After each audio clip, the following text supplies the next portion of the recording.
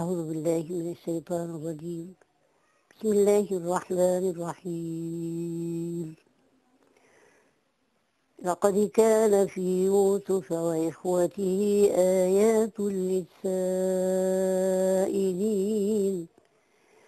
إذ قالوا ليوسف وأخوه أحب إلى أبينا منا ونحن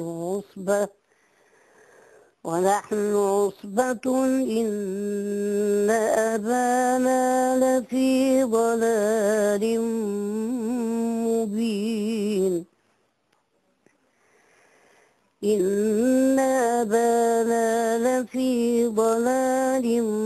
مبين اقتلوا يوسف أو اطرحوا أرضا